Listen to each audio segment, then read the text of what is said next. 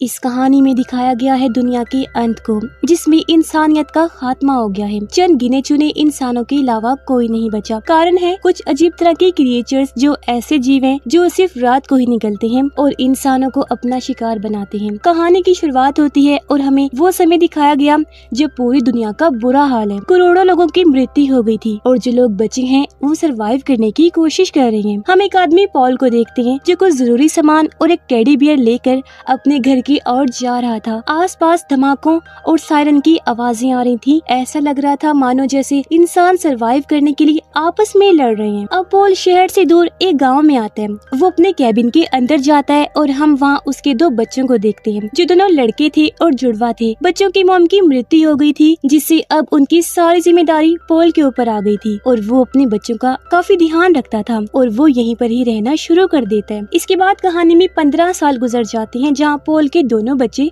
बड़े हो गए थे। एक का नाम थॉमस और एक का नाम जोसेफ था। दुनिया के हालात आज भी वैसे ही थे। यहाँ बिजली नहीं थी, कोई किसी से भी संपर्क नहीं कर सकता था।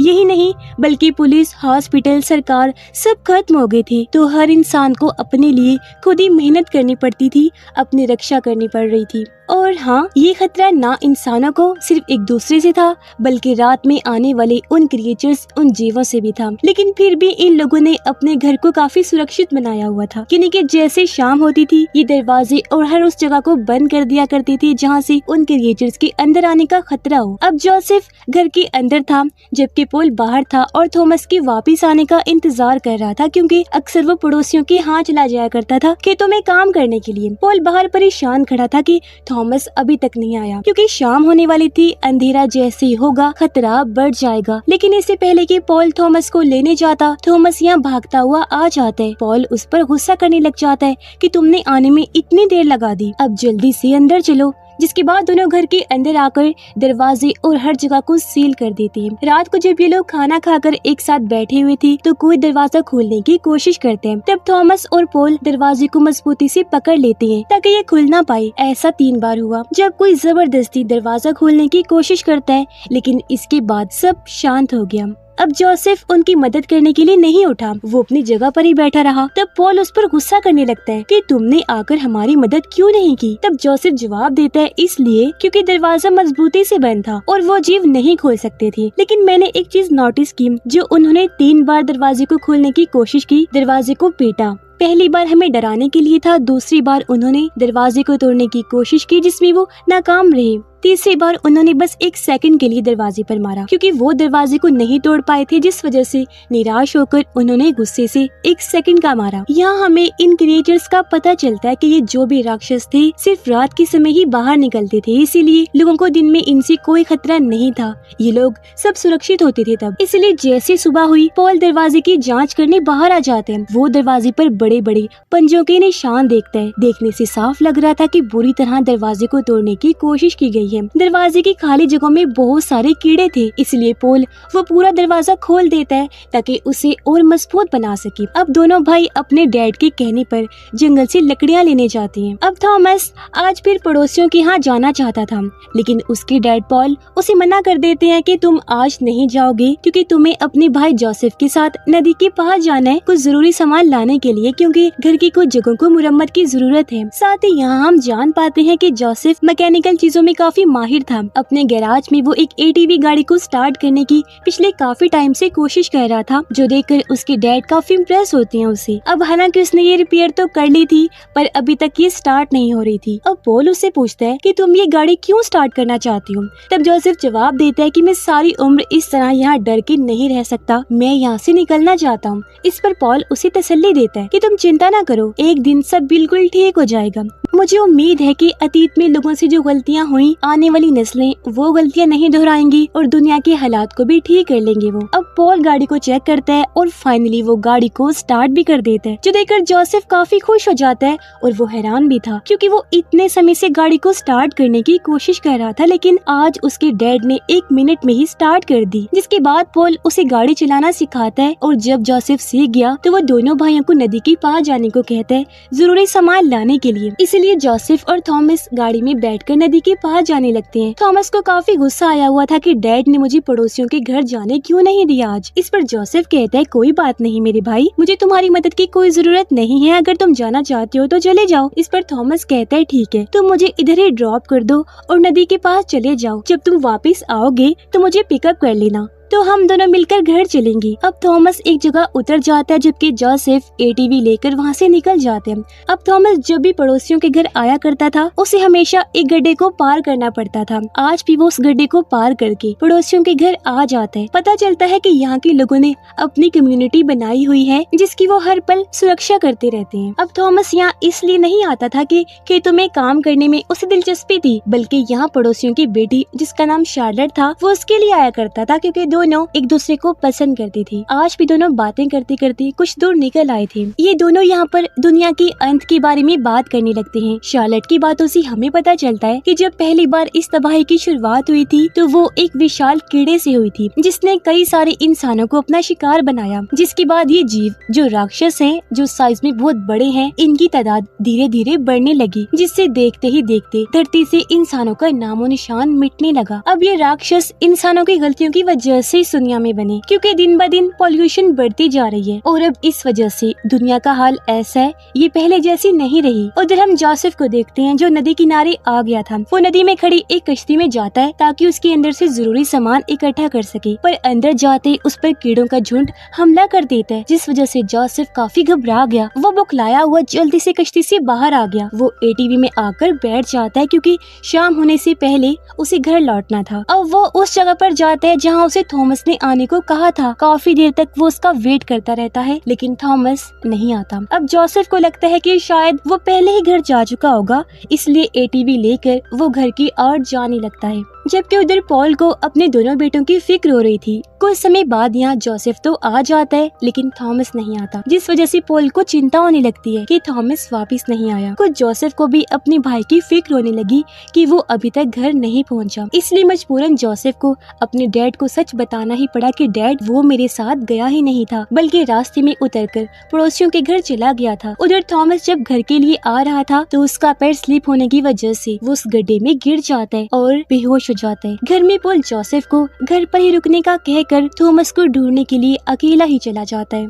कुछ देर बाद रात हो गई थी। थॉमस को होश आ भी गया था लेकिन वो बुरी तरह यहाँ फंस चुका था। तभी यहाँ पॉल भी आ जाता है। उसे बचाने के लिए वह थॉमस को आवाज लगाता है। थॉमस आवाज सुनकर कहता है, डैड मैं यहाँ हूँ, नीचे गड्ढे में। मैं यहाँ गिरकर बेहोश हो गया था, इसीलिए आने में देर हो गई। अब किसी तरह पॉल नीचे आ जाता है लेकिन क्योंकि अंधेरा छा गया था इसलिए बाहर जाना किसी खतरे से खाली नहीं था। पॉल थॉमस को कहता है कि हमें सुबह होने तक यहीं रहना पड़ेगा। उधर जोसेफ घर पर अकेला था और उसने ठीक तरह से दरवाजा बंद भी नहीं किया हुआ था, इसीलिए जब वो सो रहा था तो क्रिएचर हॉल में से अपना हाथ अंदर डालकर जोसेफ को मारने की कोशिश करते हैं। अब हालांकि क्रिएचर का हाथ काफी लंबा था लेकिन जोसेफ क्योंकि दूर बैठा हुआ था तो उस जीव के हाथ जोसेफ तक नहीं पहुंच पाते, इसलिए वो क्रिएचर चुपके से दरवाजा खोलकर अंदर आ जाता है। लेकिन इससे पहले वो जोसेफ पर हमला करता। जोसेफ आंखें खोलकर एक रस्सी को खींच देते हैं जिससे लकड़ी का एक पिंजरा क्रिएचर पर गिरकर उसे कैद कर लेता है। असल में ये सब कुछ जोसेफ की चाल थी। वो सो नहीं रहा था बल्कि उसने क्रिएचर के लिए ट्रैप बिछाया था उसे पकड़ने के लिए, क्योंकि वो इन पर स्टडी करना चाहता था। उधर गड्ढे में दोनों बाप बेटे अभी भी फंसे हुए थे। सुबह होने का वेट कर रहे थे लेकिन तभी उन्हें रियलाइज हुआ कि यहाँ हम अकेले नहीं हैं, बल्कि ये पूरी जगह उन राक्षसों से भरी हुई है, क्योंकि वो जमीन से बाहर आ रही थी। पॉल के पास एक डायनामाइट था। अपने बेटे को बचाने के लिए पॉल डायनामाइट को जला देता है। इससे वहाँ धमाका हुआ, आग लग गई जिसमें वो राक्षस तो मारे गए लेकिन इसमें पॉल भी काफी जख्मी हो गया। उसे तो होश भी नहीं रही, यानी वो बेहोश हो गया था। अब जैसे अगली सुबह हुई, थॉमस पॉल को लेकर गड्ढे से बाहर आ जाता है। जोसेफ भी दोनों को ढूंढता हुआ एटीवी लेकर जंगल में आ जाता है। जब वो अपने पिता को जख्मी हालत में देखता है उसे काफी बुरा लगता है, इसलिए दोनों तुरंत अपने डैड को घर ले आते हैं। मगर मुसीबत, इनके पास कोई दवा नहीं थी और ना ही उन्हें इस बात का आइडिया था कि अपने पिता को हम कैसे ठीक करें। घर आने के बाद थॉमस उस पिंजरे को देख लेता है जिसमें कल रात जोसेफ ने उस दानव को कैद कैद किया था। पूछने पर जोसेफ उसे बता देता है कि मैंने कल रात इसे ट्रैप किया था, कपड़ा इसलिए डाला हुआ है कि रोशनी में ये नहीं आ सकती। थॉमस उसे बताता है कि मैं इस जीव को मार सकता हूँ क्योंकि हाँ ये सच है, ये रोशनी में नहीं आ सकती। अब हालांकि जोसेफ ऐसा चाहता तो नहीं था, लेकिन अपने भाई के कहने पर वो इस क्रिएचर को बाहर निकालते हैं। क्रिएचर बाहर आते ही कंट्रोल से बाहर हो जाता है क्योंकि वो रोशनी से छुपने की कोशिश कर रहा था, मगर जल्दी दोनों भाई इस जीव को मार देते हैं, जिस बात से जोसेफ को बुरा भी लगा क्योंकि उसने स्टडी करने के लिए इस जीव को ट्रैप किया था, लेकिन वो अपने मकसद में कामयाब नहीं हो पाया। पॉल की हालत बदतर होती जा रही थी, इसलिए थॉमस जोसेफ को सलाह देता है कि हम डैड को पड़ोसियों के घर ले चलते हैं, शार्लेट के घर, क्योंकि उनके पास मेडिसिन है। इसलिए दोनों भाई अपने डैड को लेकर पड़ोसियों के घर पहुँचे, लेकिन जैसे वो उनके घर के बाहर पहुँचे वो उन्हें अंदर आने ही नहीं देते। शार्लेट की मॉम तो साफ साफ कहती है कि हम तुम्हारी मदद नहीं कर सकते और ना ही एक जख्मी आदमी को हम अपने पास रखेंगे, हमारे पास कोई मेडिसिन भी नहीं है। वो थॉमस को कहते हैं कि अगर तुम चाहो तो हमारे साथ रह सकते हो। इस बात पर दोनों भाइयों को बहुत बुरा लगा, लेकिन थॉमस वहाँ रुकना चाह रहा था, इसलिए ये भाई आपस में ही झगड़ने लगते हैं। इसलिए थॉमस तो वहीं रुक जाता है, जबकि जोसेफ अपने पिता को लेकर घर आ जाता है। शार्लेट थॉमस को लेकर अपने रूम में आ जाती है। यहाँ पता चलता है कि थॉमस के यहाँ रुकने का मकसद बस दवाइयाँ चुराने का था। वो अपने पिता और भाई को नहीं छोड़ सकता था, इसीलिए वो जब वहाँ चोरी करता है तो उसे शार्लेट ऐसा करते हुए देख लेती है,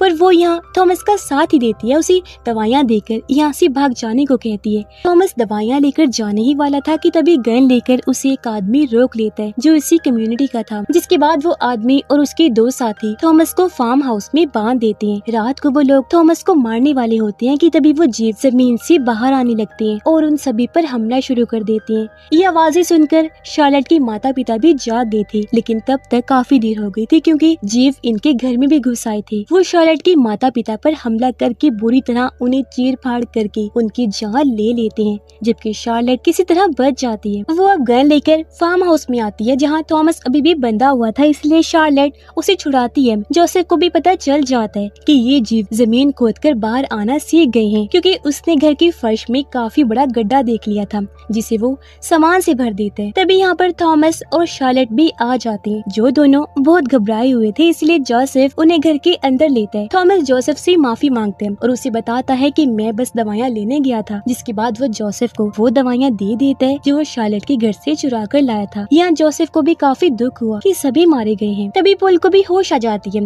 लेकिन वो काफी कमजोर हो गया था। जोसेफ कहता है डैड वो जीव जमीन खोदकर बाहर आ रहे हैं, बताएं हम क्या करें। तब पॉल जवाब देता है कि हमें लड़ना होगा, इसलिए जोसेफ गैसोलीन लाकर पूरे घर में छिड़क देते हैं क्योंकि ये जगह सुरक्षित नहीं थी। लेकिन कुछ समय बाद यहाँ क्रिएचर का हमला हो जाता है जिनकी तादाद बहुत ज्यादा थी। जोसेफ का प्लान था हम फ्रीजर रूम में जाकर छुप जाएंगे क्योंकि इस तरह ये दानव मर जाएंगे और हम जिंदा रहेंगे। तब तक पॉल को भी होश आ गई थी।